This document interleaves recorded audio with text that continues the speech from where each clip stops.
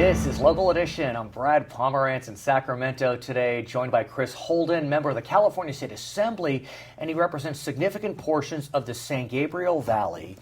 I live in Southern California, and so I know about the 710 freeway. Yes. For those of us watching statewide, tell us about the 710 freeway. Well, it's a project that's had pretty much a checkered past. Well stated. Yeah. I think it's safe to say that back in the 50s, when the idea of having a freeway system was being implemented, right, this particular area of the San Gabriel Valley had what was called a separation point. So between the I-710 north at the I-10 freeway, right, so between the 10 and the 210, exposing the communities of South Pasadena and Alhambra to a lot of street traffic because there was no connection extending the freeway from the 10 to the 210. Right now, where does the 710 go? Right now, it comes from the port, so the southern part, right, so the LA Harbor area, north, and then it dead ends right now at Valley Boulevard in Alhambra, but essentially and that's the problem. And that's the problem because there's a gap, if you will, between that point and the Pasadena connection to the 210. And that's where many folks ultimately want to go. And one would have thought, given how important the port is to Southern California, right, that connection would have occurred. I guess it's a 6.2 mile gap. That's correct. Between where the 710 ends and getting to the 210 or the 10? Well, between the 10 heading north to the 210. I see. So that's where the 6.2 mile gap is. And so where do folks go when they want to get from where the 710 ends to the 10-210? Essentially, they've been abusing the streets right, of South Pasadena and Alhambra, and that's been really hard on those communities. And I think, though, that the city of South Pasadena has historically fought the freeway because it's such a small community, around right, 25,000, 30,000 population, that it would pretty much devastate the area. That's been the argument. And so over the years, there have been concepts of a surface route freeway like we see through most communities. Sure.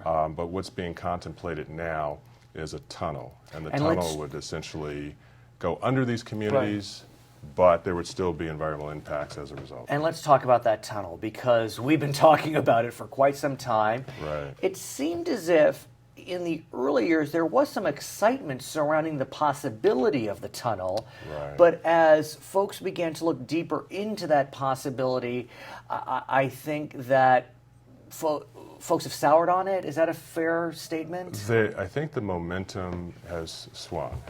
Why? Or is it swinging? Yeah. Well, I think that initially the concept of having a freeway connector there, right, was in vogue. California was seems appropriate at a certain level. We were leading the country, right, in building those type of projects. Innovation technology is moving us in a different direction.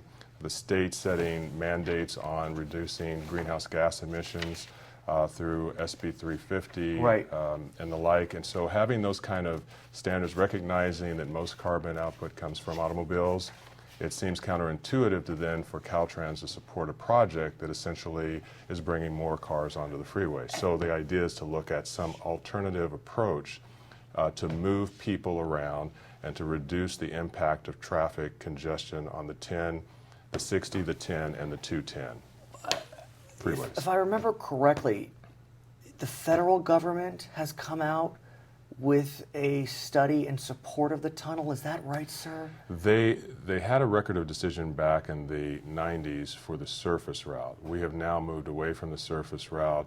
Senator Carol Liu, when she was here, right, and I introduced legislation that essentially put those homes that were in jeopardy back, right, into the mainstream of the neighborhood. So Caltrans has moved away from surface. What they're studying now is one of 5 options. And the freeway tunnel is one. But is the federal government involved? The federal government they're not is involved. No. Okay. So it's the Caltrans that has been looking Caltrans at and Los Angeles Metropolitan transportation agency. So, look, I understand where the opponents are coming from in terms of trying to move away from CarCentric Solutions. Right. I think you'll appreciate this. I live on the west side. I take the Expo line, and I then get onto the Gold line, and I go into the San Gabriel Valley. I love it. Right. I mean, it's really quite invigorating at a certain level. Yeah. But when I think about the 710, you said it starts at the port. Mm-hmm. And so, while I understand a car-centric solution is one we don't necessarily want, when you're moving goods, I mean, you need a truck, I guess you can say. Right. And so what are you envisioning that the 710 just will not be that route for trucks when we find a separate solution? That's correct. And matter of fact, Caltrans has already indicated that trucks would not be allowed in a tunnel. So even if the tunnel... Is that for safety purposes? I think that was addressing some of the many concerns that were being raised. Safety purposes. I mean, can you imagine having? First of all, there's going to be congestion in the tunnel as soon as if it were to be completed from day one. Because just because it, not big enough. It's just squeezing one end of the balloon and it comes out on the other side. So I just think that what we really need is a solution that literally provides an option to take automobiles off of the road.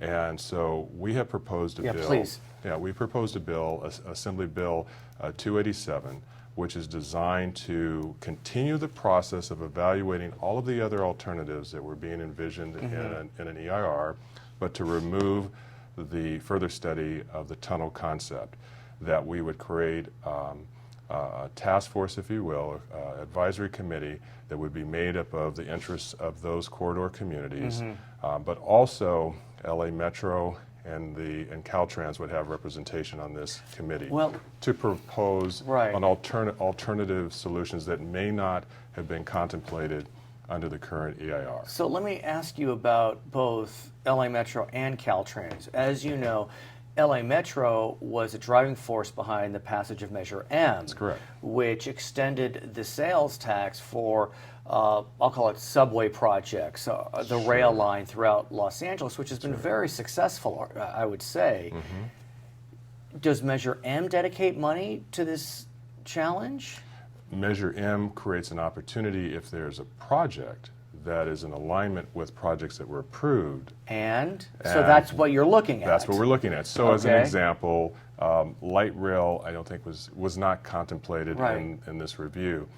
Light rail could be a solution. So my thinking is that if you had like a light rail loop, right now you have the 210 that basically houses the Gold Line. Right.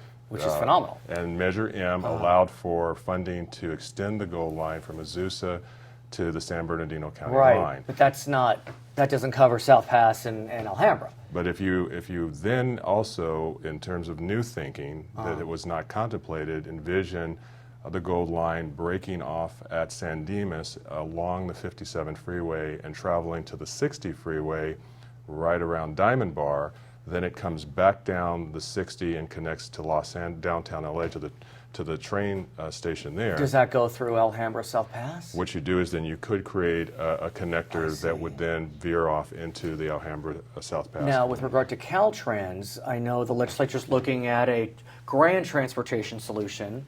Been looking at it for a couple of years.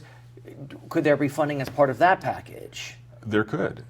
And is the committee going to ask Caltrans? Well, here's what could happen, and it probably could happen even before this process that AB 287 envisions, is that there's money that was passed in Measure R, which did address... That's from 2008. That's from 2008, that did address the 710. There's about $700+ million that was roughly assigned to that budget.